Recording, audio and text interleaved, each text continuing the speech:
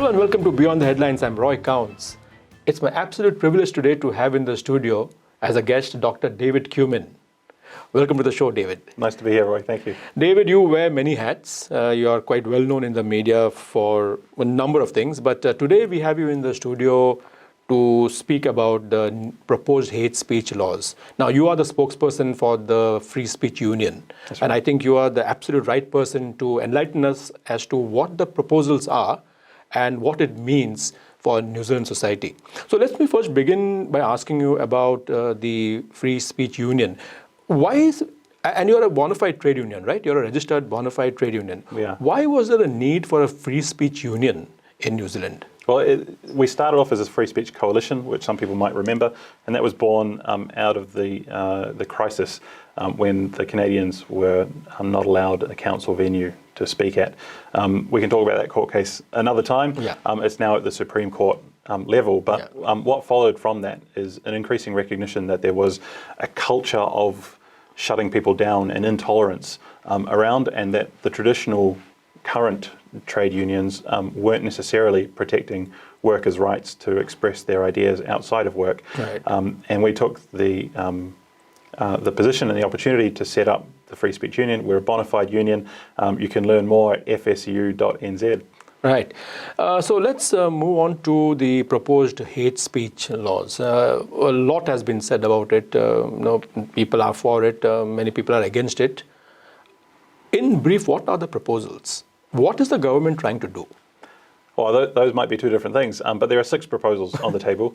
And broadly speaking, I think they fall into 2 major categories. The one is to extend out the groups that are protected by the law against hate, and the other one is to change the language of the law. And so there are 6 proposals in total, but those are the 2 broad categories. The first category says currently under Section 131 and 61 of the Human Rights Act, it's illegal to excite hostility against a group of people based on their colour, ethnicity or nationality. And the first set of proposals says that should be expanded to include things like sexual orientation, gender identity, perhaps even political opinion, perhaps even marital status or employment status, some of the other grounds that are covered under our current discrimination laws. So has the government actually defined which are the groups who are going to be included in this? No, they've left it open, and at the moment the legislation is out for consultation. And so I would encourage everyone to go to freespeechsubmission.com. And we've got a tool there that would allow you to make a submission on all of these points that we're discussing today. Let me ask you something. 2 things have happened over the last, say, 15 or 20 years. One is the rise of social media. So there was a time when, if you said something defamatory, it had to either be verbally, and there had to be someone who could witness you saying that, or it had to be something in writing. Like you wrote a book or a tract or a piece of literature where you have defamed someone or abused someone, so you could go to court. Now with social media, it has now become quite ubiquitous. Anyone can actually say anything about anyone. So some people say that the laws need to keep up with this new trend. Now, of course, there is that other law, 2015 law about, I think, the Harmful Digital Communications Act, which actually addressed some of the issues. So one opinion is that we need to upgrade the laws because of the changing social scenario.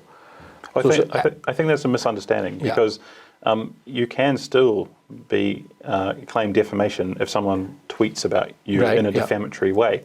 The law of defamation in New Zealand has truth as a defence, though.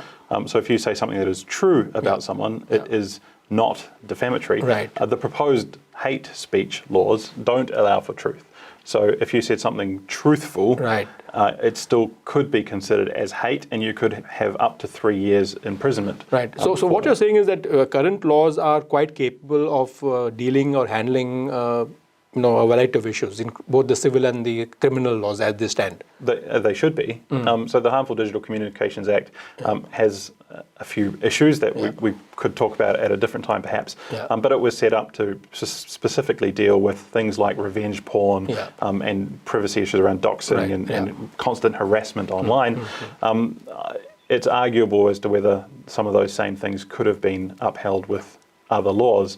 But suffice to say, the current legislation covers things that are written online as well as in print or on a piece of paper or said verbally. Okay, so just to get it straight, what the government is proposing is not actually changes to criminal laws, but changes to the Human Rights Act.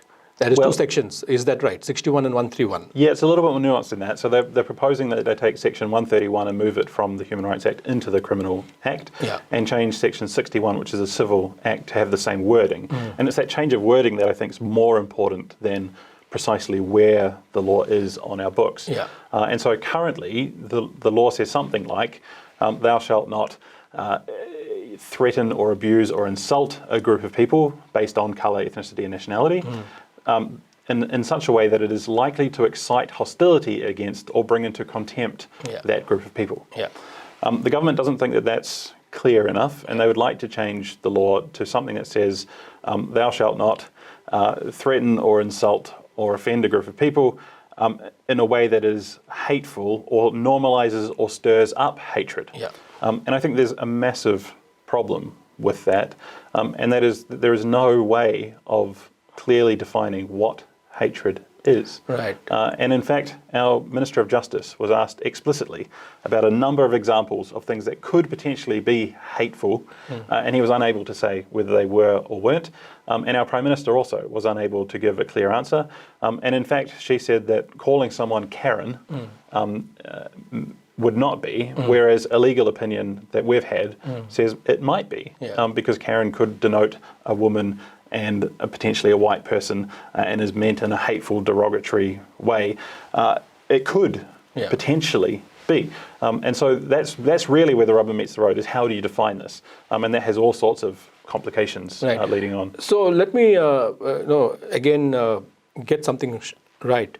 So let's say under the current rules, I hire a venue to have a public meeting, and I'm known for certain opinions, which may not be mainstream or which may not, be liked by a few people. Now, under the current rules, the council or whoever owns a venue can actually stop me from using the venue. No, they can't. And this is part of the court case that we have still running about those Canadians. It's also the court case that we've recently had a major win for a group called Speak Up for Women. Now, they had booked out libraries and town halls across the country, and in a number of cities, New Plymouth, Dunedin, Auckland, Nelson, they were told that they could not use the venue because it was unsafe. What they were saying was... What was unsafe about the... Well, I'm not sure exactly, but these women wanted to discuss the proposed legislation around self-ID, changing a gender with a piece of paper. So they wanted to discuss a piece of legislation currently in our parliament being discussed, and some of the councillors and some of the venue operators decided that they were a hate group and they should not be allowed. We won the case in court. We got an interim injunction that said they're not a hate group. And so how did those managers of those venues decide that they should cancel the meeting after it was booked? I mean, there is no law to stop it, so are they doing it arbitrarily? Well, they tried to use the justification of health and safety by saying that what these women were wanting to discuss was making some of their staff members feel uncomfortable. They didn't want them in the building, and it was an issue. Suffice to say that the judge ruled in favour of our Bill of Rights Act and said the Speak Up for Women group has a right to express their opinions in public places and that they should be allowed to do that. And there was some talk about the word woman itself being hateful or discriminatory or something like that, wasn't it? Yeah, so there was a billboard that they put up in Wellington that literally had just the dictionary definition of woman. It was woman, noun, I think there was the phonetic spelling of woman, and then adult female human, I think was the entire billboard, was just that. It was only up for a day because the billboard company took it down, and that was under a lot of pressure from people, some of whom said that is hate speech. And herein is the rub, because if that is hate speech, and we've seen it have consequences, we've seen people say it is, no one's in the legal political realm is saying it's not, then you potentially could be, under the proposed legislation, imprisoned for up to 3 years for reading the dictionary. So let me put this in perspective. So here I see a person, a male. He looks like a man. He talks like a man. He walks like a man. He bites like a man. But that man does not believe that he is a man. If I call him a man, it can be hate speech. Potentially. Now, it's very unlikely that a jury, let's be honest, is going to convict someone for doing that. Yeah. But what we've seen, and this is a layer below the law sends a signal. Yeah. And if the signal is hate speech is intolerable in society, even though we can't really define it, and people think that's hate speech, then it's intolerable, and the police should be called. And we've seen in the UK, we've seen people who have misgendered someone, used the wrong pronoun, called someone who thinks they're a woman a man, or vice versa. We've seen police go and knock on the doors of these people, and they record what they call non-crime hate incidents, where even if you say it on social media, your record in the police will have a black mark against you without any defence, without any opportunity to go after it. And we've seen that happen in the UK. And I think it's naive to expect that New Zealand will be much different, especially when there's no clear signal about what is and what is not hate speech. And there can't be, because it's impossible to define. So tell me about, there's a lot of discussion going on transgenderism. Let's say I hold an opinion that transgender women should not be allowed to participate in women's sports. Would that be construed as hate speech? Your guess is as good as mine, unfortunately, and this is part of the problem. So what happens if someone actually complains and says, I think what Roy is saying is hate speech? What happens in that case? Exactly. I think it's an extremely good question. And the logical conclusion of the ambiguity and the claims made by both sides, often in good faith, is that both sides are hateful. The side that says a woman is a woman and a trans woman is not a woman, and the side that says a trans woman is a woman and anyone who says so is different. And then if those two cases go before the courts, and the courts could decide they're both hateful.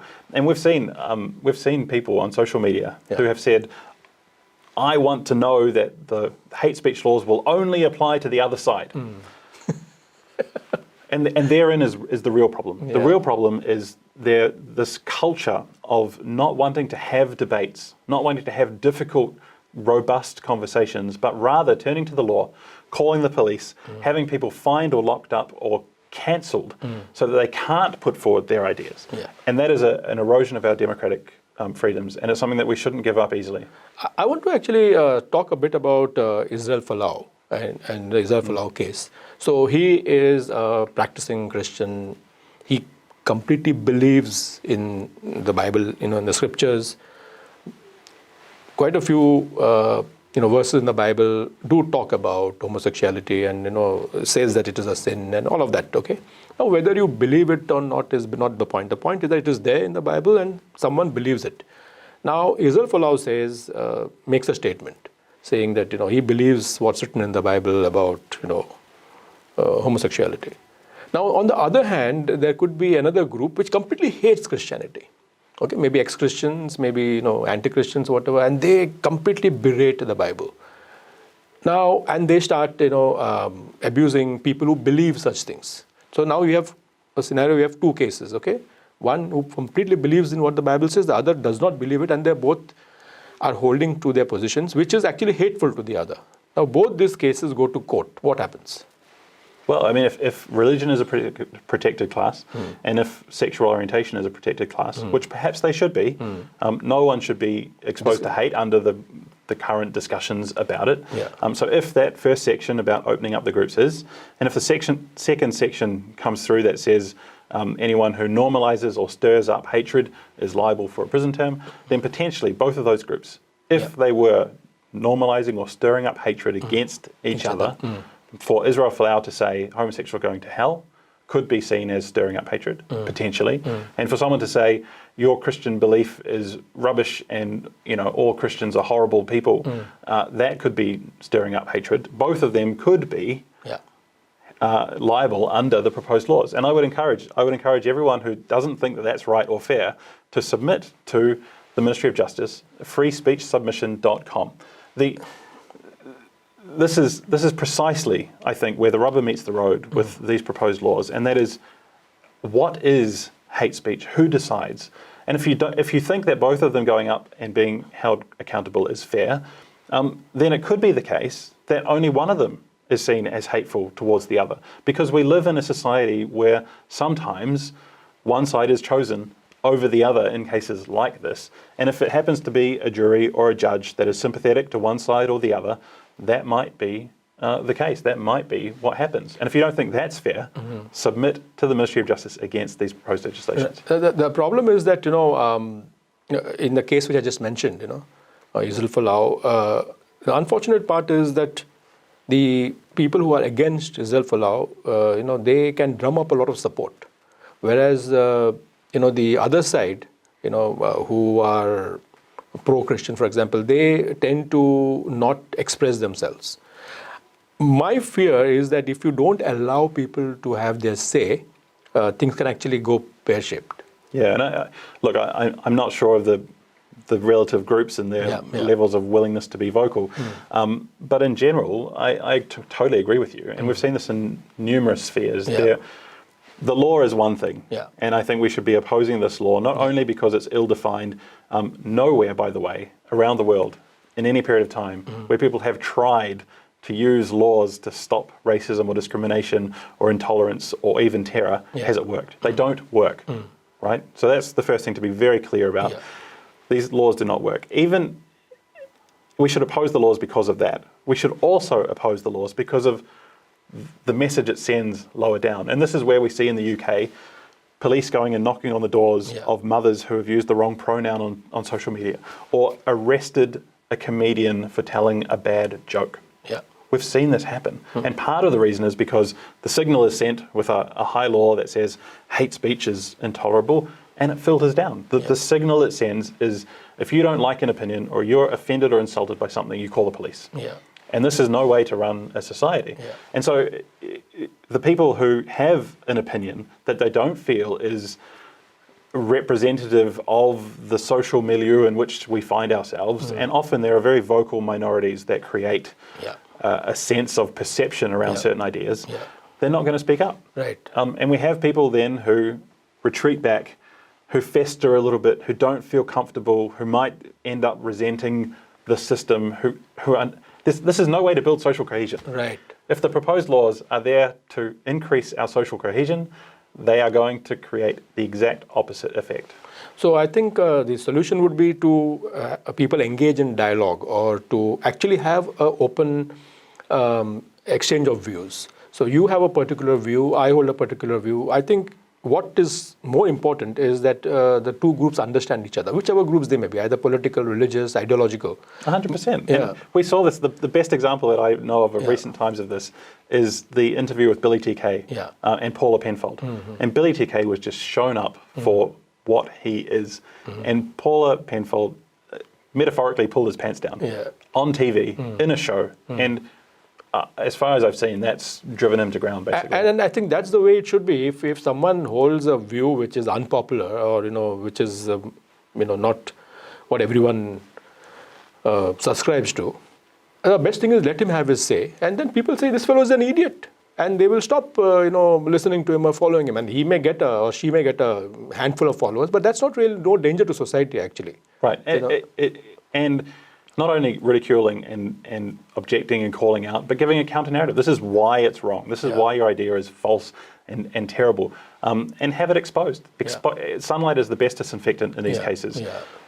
So I agree entirely with what you're saying. Rather than drive them down, drive them underground, don't let it suppress. And the best historic example of this is a very misunderstood period of history, and that is in the Weimar Republic, before Nazi Germany took over. There were Nazis who were taken to court for hate speech. And sometimes there were small fines, sometimes there were larger fines, some of them were acquitted. It was a mishmash. But when Hitler was not allowed to speak, he was banned from speaking in Germany because of the danger people thought he posed to society, posters were put up that said, out of all the 2 billion people in the world, this is the only one they're not allowed you to hear. So they became a hero. They became a martyr, and it was used as a publicity campaign. It's a very small part, but it is a part of what helped his rise to fame. And in the same way, I don't think most Kiwis would have heard of Stefan Molyneux or Lauren Southern, the two Canadians, had it not been for Phil Goff saying they're not allowed to use council venues, and the council saying you can't use our venue, and all of the publicity that came out of that. And so much better to have them on, counter their view, counter their narrative. And this is another thing that we hear a lot about the need for hate speech legislation. Well, I haven't seen egregious examples of horrible racism every day, each day, all over the place. And if there are, then why is no one calling them out? Exactly. So which means that if the government is proposing these laws, it means that New Zealand is a hugely racist country and that we need to protect all the citizens from each other. That's the impression one would get from what you're saying, because as you rightly said, if you're not allowing discussion and you're saying let's clamp down and let's stop, certain people having their say, it means that, there are a lot of racists. Potentially, and potentially there are some racists in society. You and I have both experienced racism, Roy. Yeah. It's not pleasant.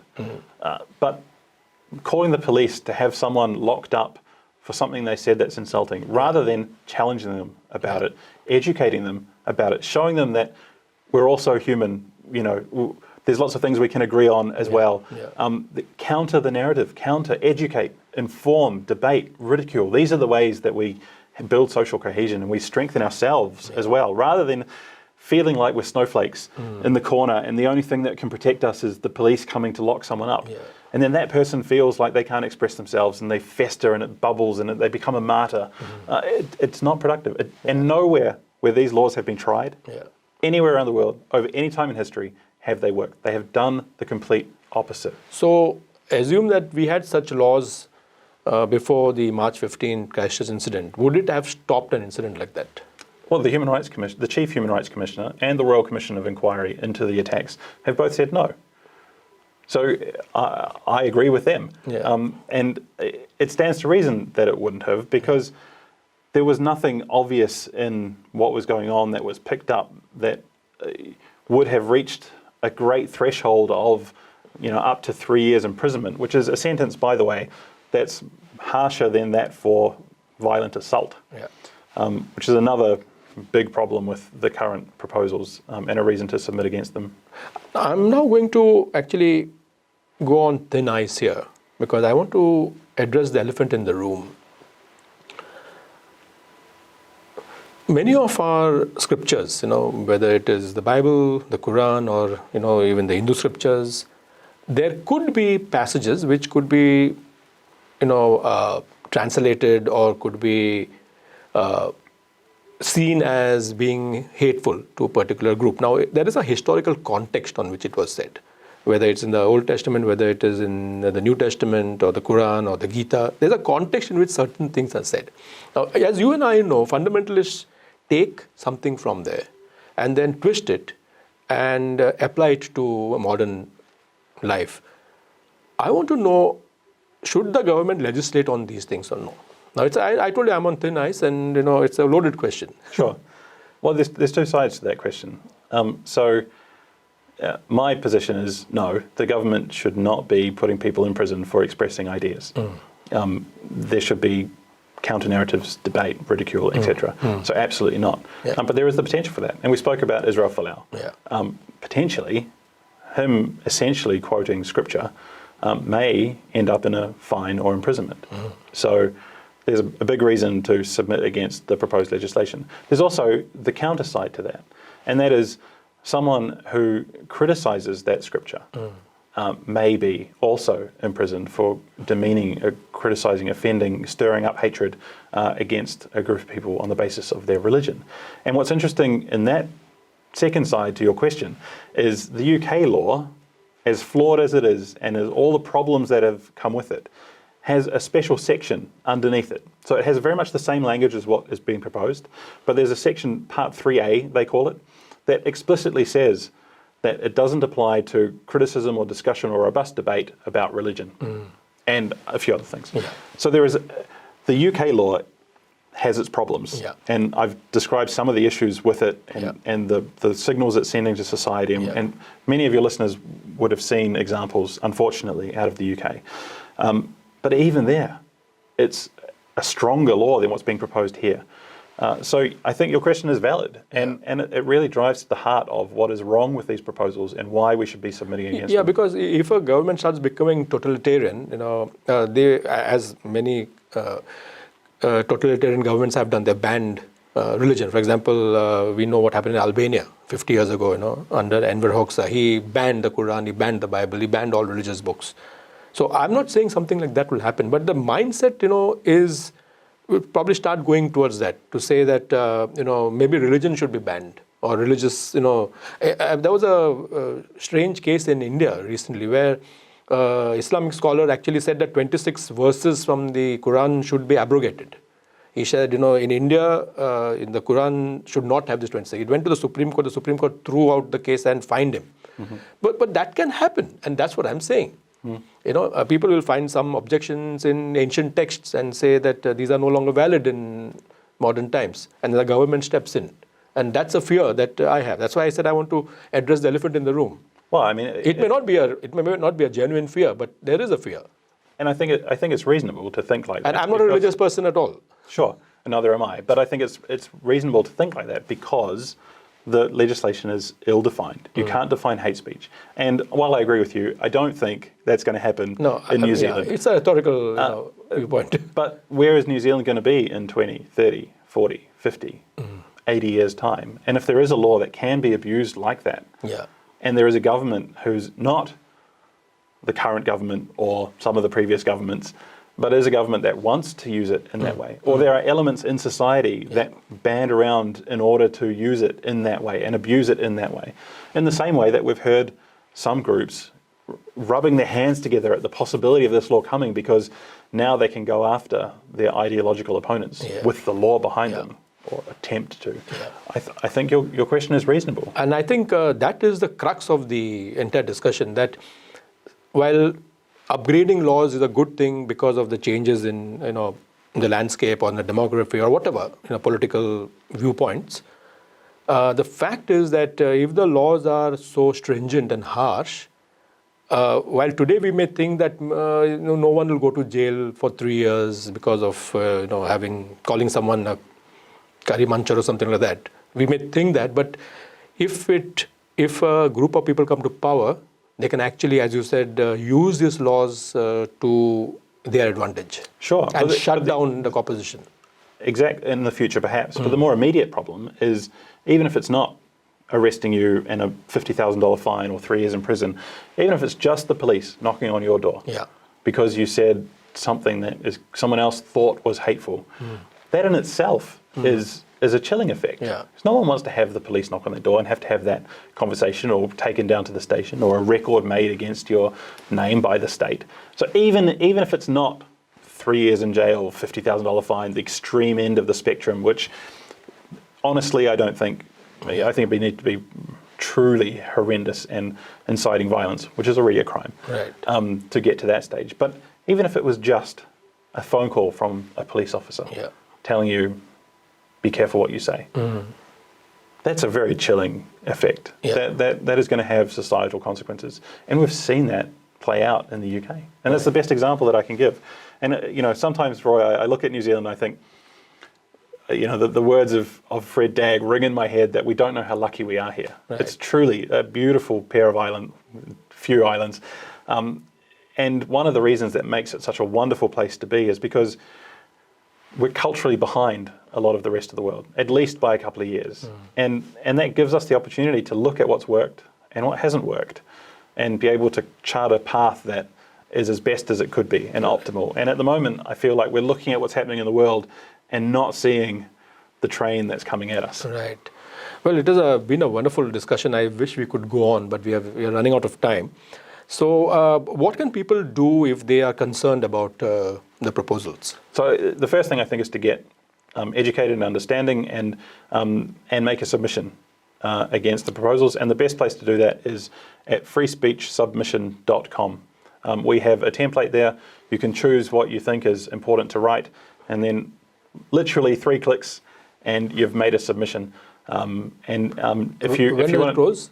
It closes on the 6th of August, I think. Okay. So there's only a week to go, or less than a week. Please go freespeechsubmission.com.